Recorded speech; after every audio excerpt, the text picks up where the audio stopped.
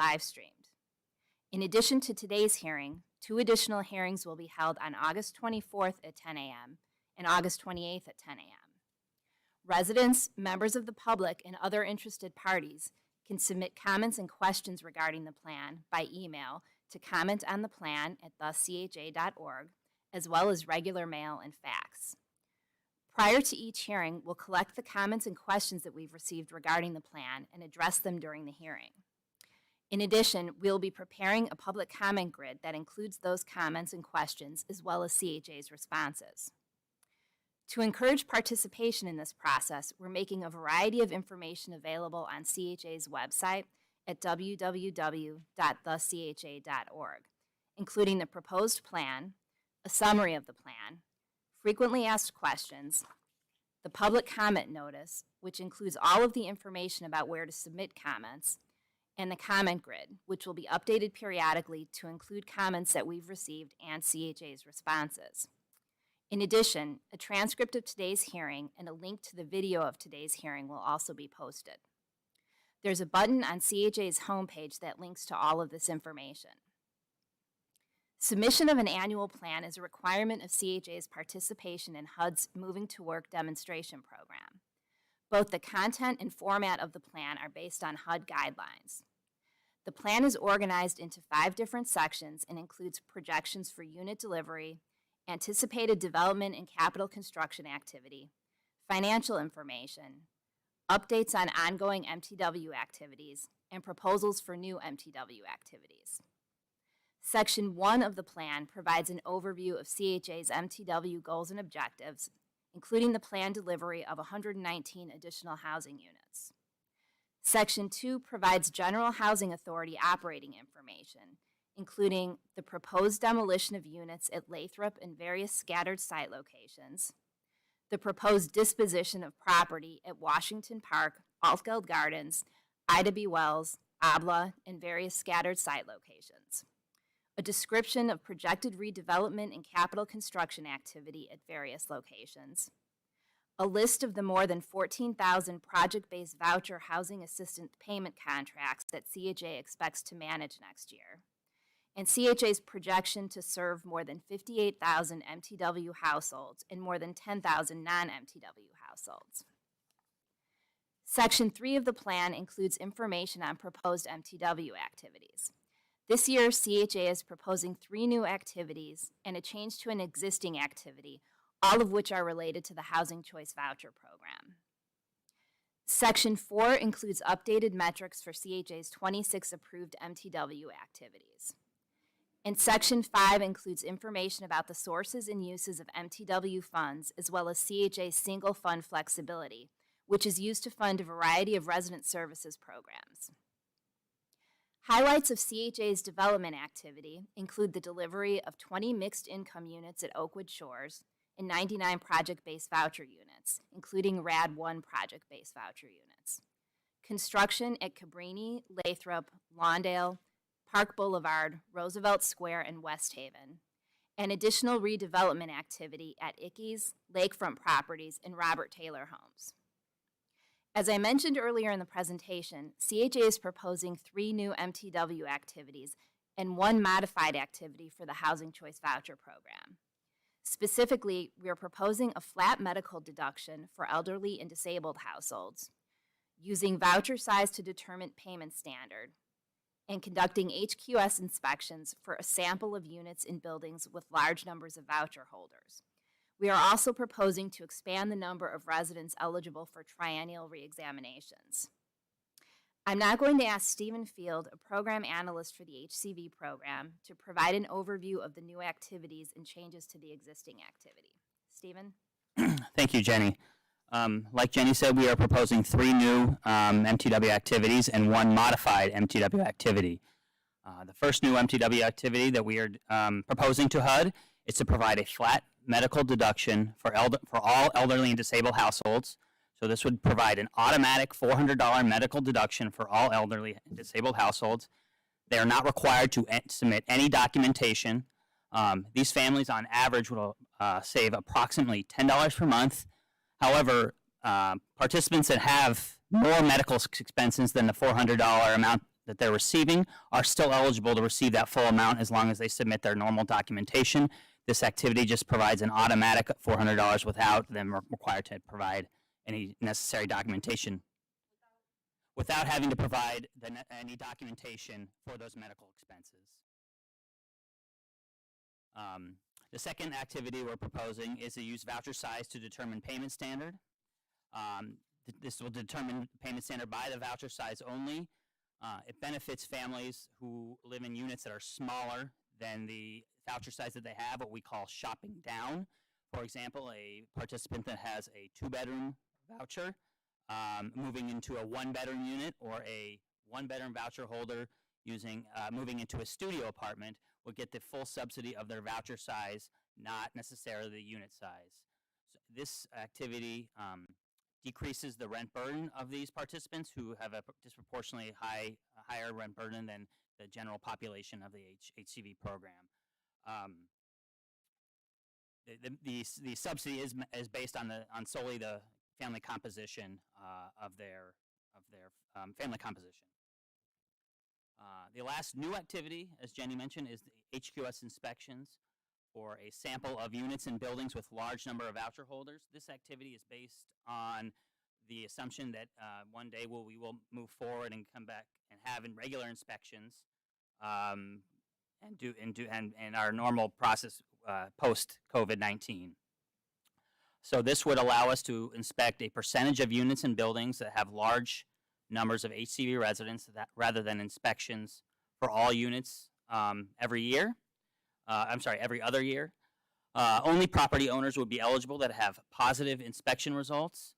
However, participants at any time can still request a complaint inspection, and CHA will conduct that. And households with children under the age of 6 would not apply to this, and they would still have their units inspected every year. And the last activity is a modified of an existing activity.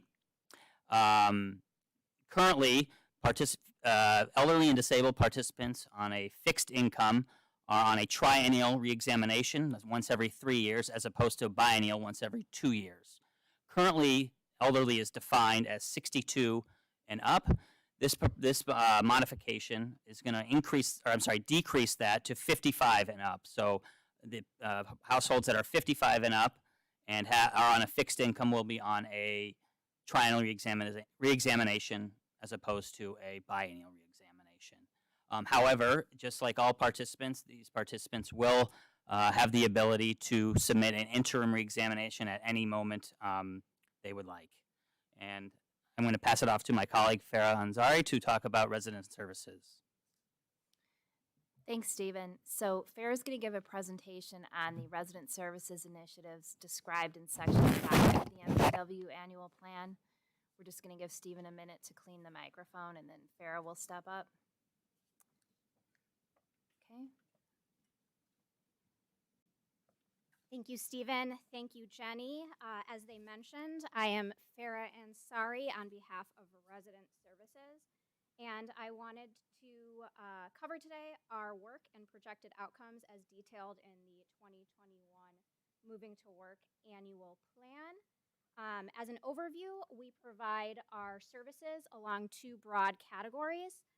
First being relocation support and services, which help residents navigate the impact of temporary and permanent building closures with services like counseling, unit tours, and moving assistance, as well as providing family-centered coaching to provide a range of supports along our 4 impact areas, those being economic independence, which includes transition counseling, housing locator assistance, and the Choose to Own and family self-sufficiency programs. Within earning power category, we have employment placements, transitional jobs, employment readiness, and placements for youth. Within the academic achievement category, we provide connections to education, scholarships, and academic enrichment for youth. And lastly, within stability and quality of life, we provide recreational programming for youth, lease compliance referrals, right of return outreach, clinical mental health services, victim assistance, health initiatives, social events for seniors, as well as assessments and outreach, and senior referrals. And now to go over the projections that we've detailed within the 2021 Moving to Work annual plan. We are targeting 40 families will purchase a home through our Choose to Own homeownership program. 80% of participants in the Family Self-Sufficiency Program will accumulate escrow. 1,000 residents will be connected with new and better jobs. At least 1,750 youth will be engaged in paid summer opportunities. More than 500 residents will attend the City Colleges of Chicago. At least 250 youth will receive CHA scholarships. 6,000 youth will be engaged in out-of-school time programming. 80% of lease compliance referrals will be resolved. 190,000 Golden Diner and 60,000 summer food meals will be served to seniors and youth. The percent of families with right of return outstanding will decrease to 1.5%. And 25% of seniors will receive an assessment from a resident services coordinator. And I'd just like to note that projections are based on planned services for 2021, as well as historical resident engagement with these services and programs that Resident Services offers. And so that concludes the Resident Services Division update with regard to the 2021 annual plan. Okay, thanks, Farah. We're now going to proceed to the public comment portion of the meeting by addressing the comments regarding the plan that we've received since this process began. If you submitted a comment or question that is related to your subsidy or unit or otherwise personal in nature, your comment will be included in the comment grid and CHA staff will reach out to you directly to respond. All of the comments that we've received so far are related to HCV and resident services. I've grouped the comments by topic, so I'll start by asking Farah Ansari to address the resident services questions and comments. To date, we've received 4 comments requesting additional information regarding the Choose to Own program, including how someone can participate and what types of units are available. So I'm going to ask Farah to provide an overview of the Choose to Own program to address those questions. Sure. So our Choose to Own program allows for subsidy to be utilized for mortgage benefits as well as home ownership, access to home ownership resources. While interest and orientation with the program looks a little bit different this year, we continue participants closing on homes. There have been several already in 2020. Orientations are now one-on-one, and detailed instruction is provided by visiting the CHA.org, and then within residents and services, there is an asset building subpage that belongs to the Choose to Own program. However, for those who are interested, please email ctoprogram@thech.org, and then this will be posted in the comment grid as well, as far as the link and the email address.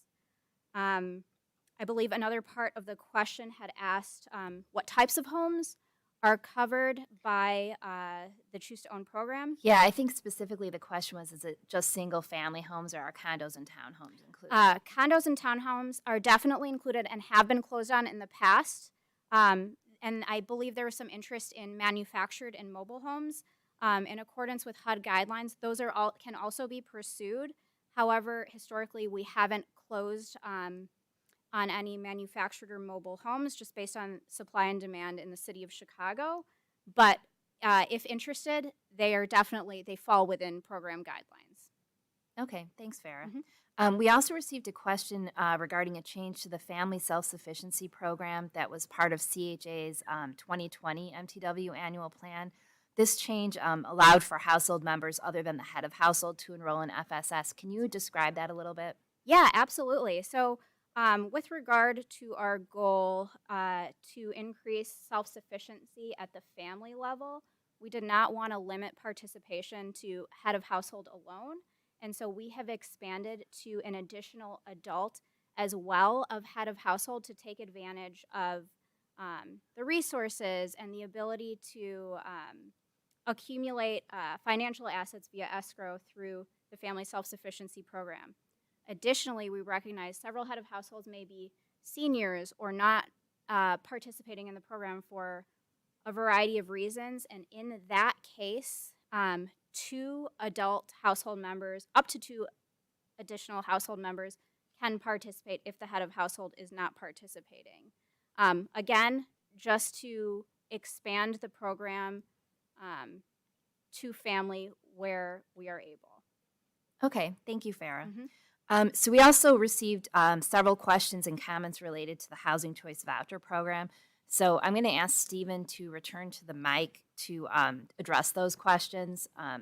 And as I previously mentioned, if you submitted a question that's specific to your unit or subsidy or related to a personal issue that you're having on your property, that comment or question will be addressed in the comment grid, and you will be contacted directly by CHA staff. Okay, so Stephen, first, we received a question from a resident asking about CHA's process for designating mobility and opportunity areas, and also where those areas are located in the city. Can you provide a little information about that process? Yes, no problem. Mobility areas are what the tenant-based voucher program uses to determine eligibility for exception payment standards and landlord incentive payments. And the criteria that we use is the community area as a whole has to have less than 20% poverty level and less than median reported income in the city of Chicago. So those are the two criteria that we use when we determine the location of the mobility areas. Okay, thank you. We also received an inquiry asking for additional information about the $400 medical deduction.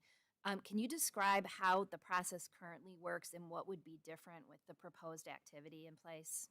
Yes. So currently a elderly or disabled household is eligible for a medical deduction if they submit the paperwork and documentation of the medical expenses that they have. What this activity does is to provide all elderly and disabled households with an automatic $400 deduction, which is approximately going to reduce their rent by about $10 per month, without requiring any documentation, without them having to do anything. It's going to be automatic just when they come in for their reexamination. Okay, thank you. We also received a number of inquiries, both written and by phone, from residents asking if CHA is currently processing moves in the HCV program. Can you describe what the process is right now? Yes, CHA is. We are still processing moves, both required and requested moves.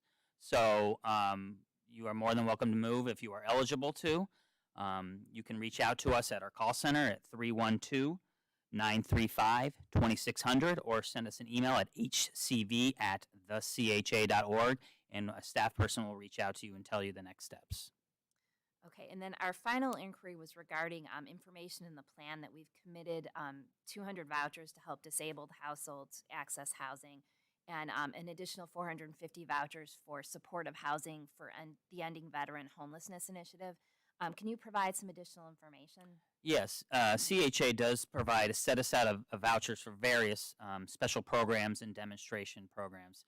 So in this case, we set aside 200 vouchers and 400 vouchers, respectively, for homeless individuals and for veterans experience homelessness. So this is something that we outline in our administrative plan and in our MTW agreement. Okay. This concludes the public comment portion of the hearing. All of the questions and comments that we've received will be included in the comment grid and will receive a response in addition to the information that was provided at today's hearing. Before I call the hearing to a close, I'd like to remind everyone that the public comment period continues through September 14th, and comments can be submitted at any time through that date. There are 2 additional live stream public comment hearings that are scheduled for 10 a.m. on August 24th and 28th. As we receive comments regarding the plan, we'll address them at these public comment hearings and in the public comment grid. Please visit CHA's website at www.thecha.org for links to the hearings and access to all of the public comment documents, including the updated public comment grid. Thank you for participating today.